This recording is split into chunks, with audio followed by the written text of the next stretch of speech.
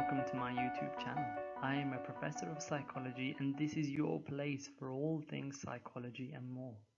My expertise is in psychology, neuroscience and mental health. With over 20 years experience, I'm from the UK. I'm a chartered psychologist accredited by the BPS and also a member of the American Psychological Association. I welcome one and all to talk with a professor. Areas I believe that are central to all of our lives. On this channel, we talk about mental health, things like psychology and neuroscience, financial freedom and wealth, which includes the FIRE movement, and spirituality and lifelong learning. So, if you are ready to break through mental barriers and become a more fulfilled version of yourself, stay tuned to this channel, hit that subscribe button. Today, we're focusing in on financial freedom and wealth. Are you doing this every month? Are you living paycheck to paycheck, burning money essentially because you're not sure about how to invest? Shocking statistics. Recent surveys show that 60% of people in the USA won't be able to retire because of their poor finance decisions. Poor financial health is the primary reason. In many parts of the world, student debt is a real source of people's pain and suffering right throughout their lives. Into your mid-30s and 40s, you're still paying off university loans. Do you feel you have to work? Not that it's your passion, it's your calling in life, but there's no other option. You've just got to do something to pay for your expenses, your daily living expenses. What would you do if money was not an issue? From the money you do make via conventional means like your day job, what do you do with it? And that will be your answer. What do you do with your money once you've spent 12-hour days working for it? If your answer is, I do nothing with it, you're literally burning your money. You are burning your money because over time, inflation will eat into that money and it'll be worthless. If you're putting it in a bank with 0% interest, you're doing the same thing essentially. You're storing it, it may as well go under your mattress. So what could you do with your money? How can you invest so that it actually works for you? Could you then be in a position to retire early? And that's what the FIRE movement is all about. FIRE, financial independence, retire early. The other side of the argument, of course, is much of my social network revolves around my job. Well, yes, if you spend your days consistently working 18 hours, then yes, your friends and your social network will be at work. That still doesn't mean it fulfills you. Maybe your work fulfills you. You can still carry on. It's your passion. You can still carry on. But that's no excuse for not investing your money and making your money work for you. A little bit about me. I was not born with a silver or a gold spoon in my mouth. I have a working class background. I worked to put myself through university and get my PhD. So it very much is the case that it was not mummy or daddy's money. And that's cool. If you come from a wealthy background, that's okay. You probably have other issues to sort out in your life. There are difficulties no matter what your socioeconomic status. But for many people, money is the central issue in their lives. Whilst I felt I was always good with finances, it wasn't until a few years ago I looked into what else my money could do for me. The idea is simple.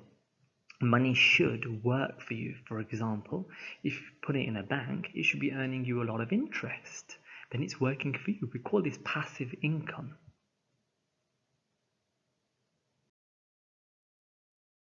Just to be clear, this is not a get-rich-quick scheme.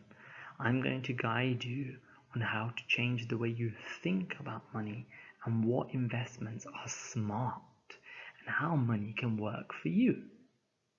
FIRE, the Financial Independence Retire Early movement, is a model that was particularly popular among millennials. Kind of 2010, it got very popularized by blogs and podcasts and so on. And the idea is very simple. What you're trying to do is increase income and decrease your expenses and debt. Sounds very simple, right? Get rid of your debt, minimize your expenses, and try and increase your income. Now, both of those parts can be quite difficult. Let's just concentrate on the increased income part. Not getting a better job, not getting promoted is a reality for many people. So what about an aggressive saving strategy? And what I mean by aggressive is saving up to 15% of your income or more. That's quite a lot, and it is quite aggressive. Now, some critics will allege that the FIRE movement is only for the rich, pointing the difficulties of achieving that type of high savings rate because your expenses are eating up all of your income essentially. I don't buy into that argument. I don't believe it's just for the rich. And I'm going to prove to you in the coming weeks how it's not, and that anybody, anyone, no matter what your earning is, can be involved in this FIRE movement. Achieving that high savings rate is literally one of the things you can do, but there are multiple things. The idea is to accumulate assets. Now, this can be in the form of cash, gold, and of course, as you go on, property and stocks and stuff like that, until the resulting passive income that you earn is large enough to cover your living expenses throughout retirement.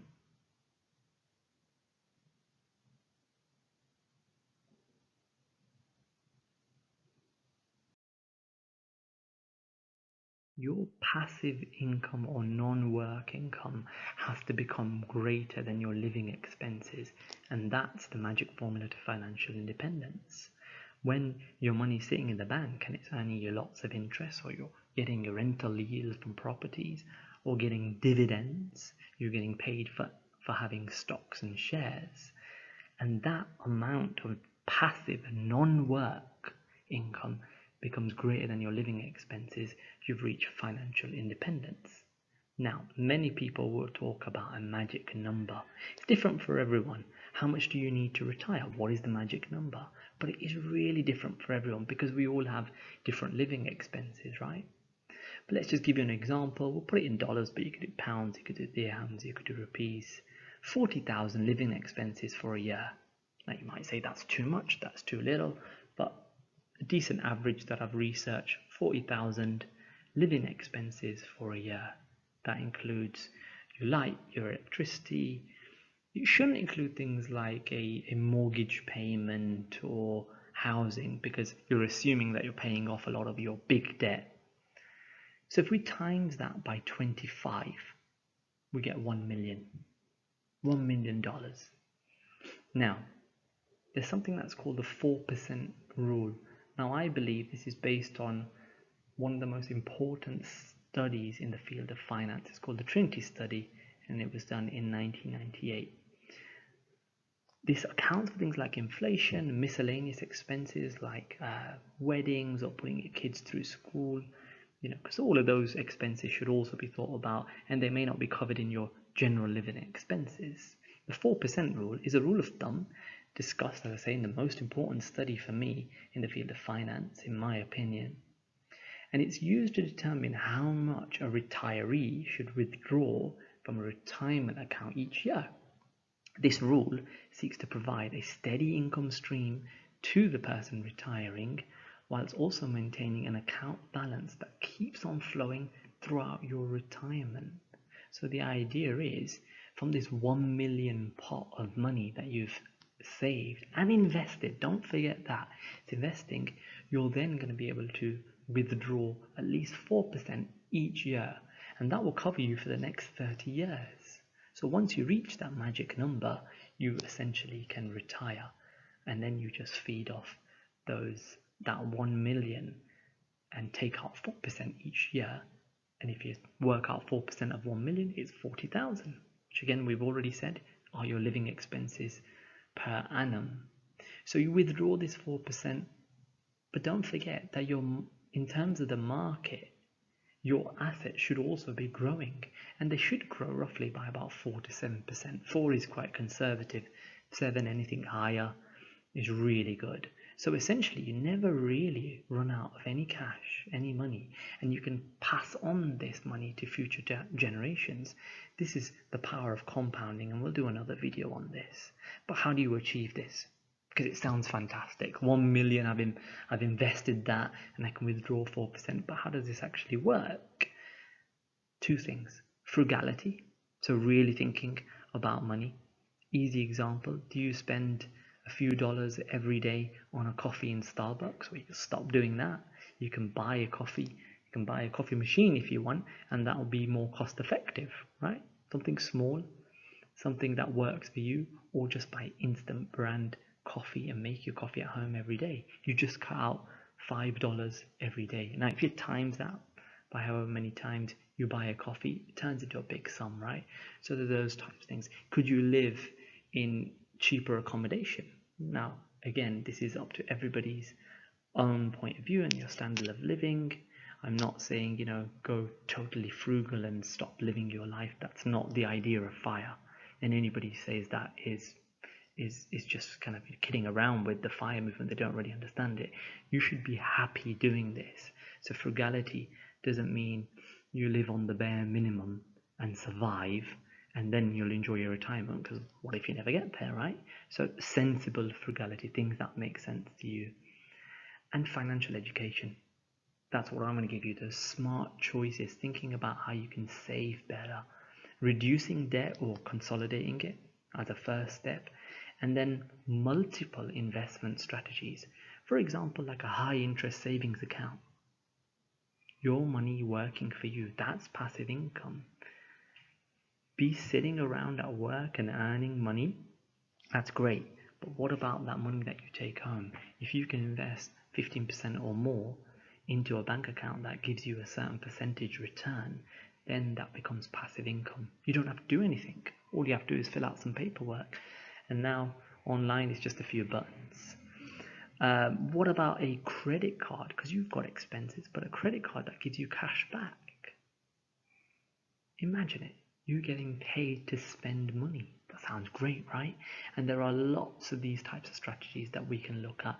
Those are just two examples that I want to give you.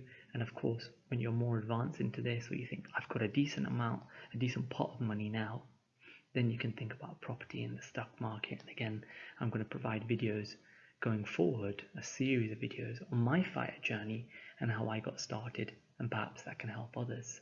So we'll start with the basics and see how we go. So welcome to the FIRE movement.